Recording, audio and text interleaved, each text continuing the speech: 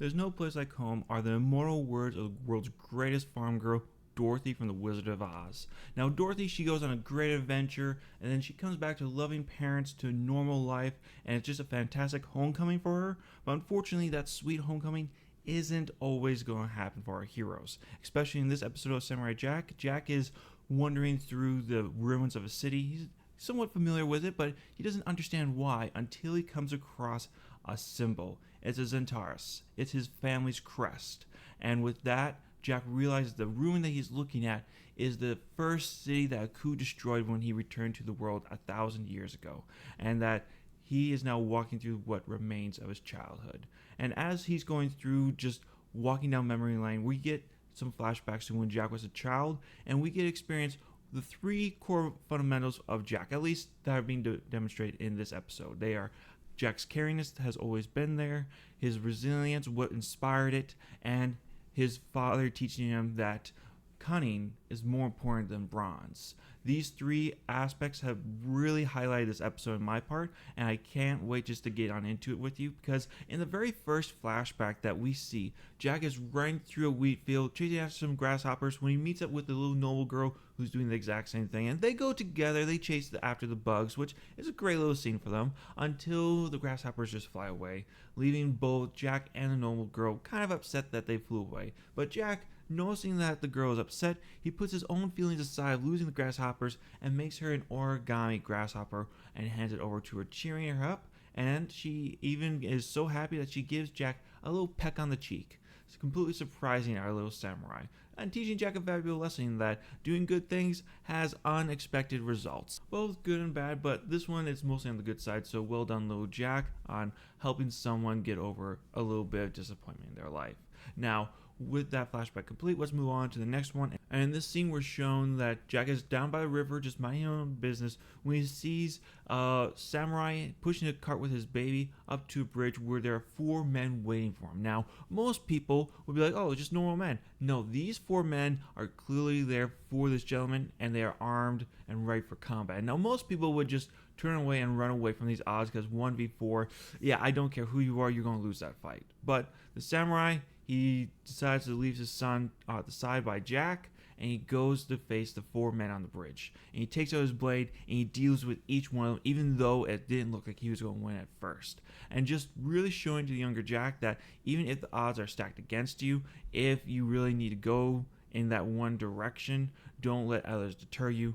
Just keep on going for it. And maybe that's not the best lesson to learn, but it's, to me, I picked up on it as a lesson of not giving up, that if people are standing in your way, you have to face them head on and not just run away from a fight. Because some fights you can run away from, but this was definitely a fight that this guy couldn't run away from. Also, this is the very first time that we've seen actual people die in Samurai Jack. So all the other times it's always just been robots, but in this time it's the very first one, so it's getting a little bit violent. Now, we never see any blood or anything like that. It is a kids show, so all we see are just the people floating down the rivers where you're not even sure if these are people because they have bags over their heads with Japanese symbols, but obviously they're fellow samurais, fellow people. But the animators, I guess, didn't want to scar kids, so I completely understand where they're coming from for that. Now, from here we move into the final scene, and probably the most actually important flashback in this episode, and that is Jack is just playing with a little string ball when three older boys comes up,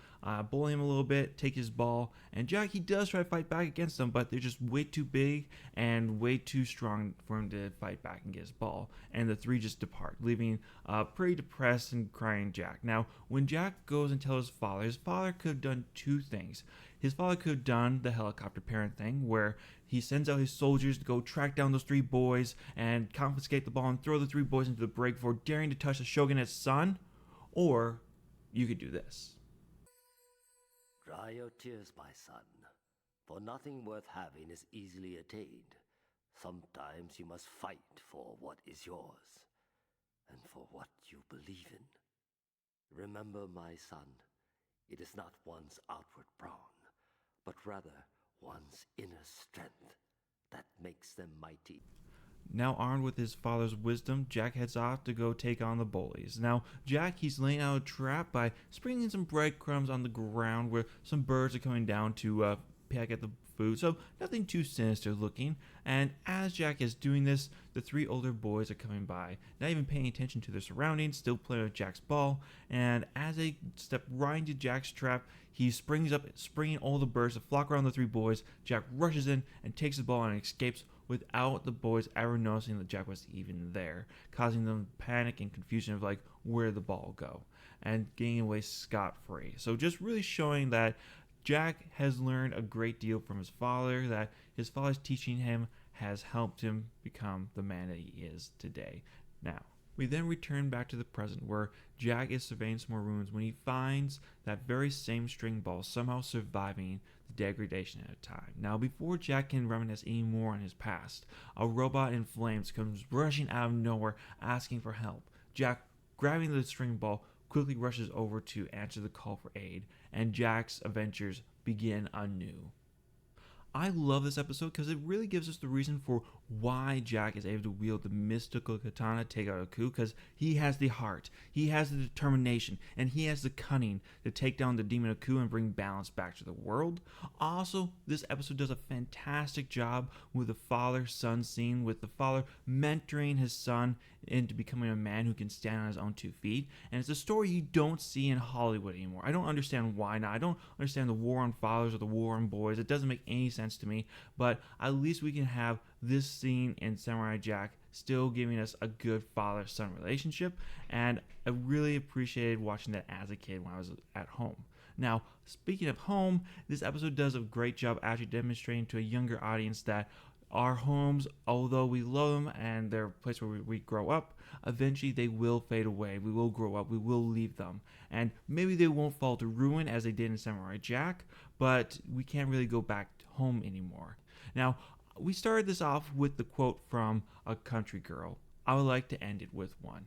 You can't go home again, but I had to go back one last time. Won't take nothing but a memory. By Miranda Lambert. Now, thank you everybody for tuning in and watching this episode. I hope you enjoyed it as much as I did. Leave a comment down below. What was your favorite flashback of younger Jack? I look forward to hearing from your comments down below. Leave a like and subscribe, and I'll see you guys in the next one. Bye.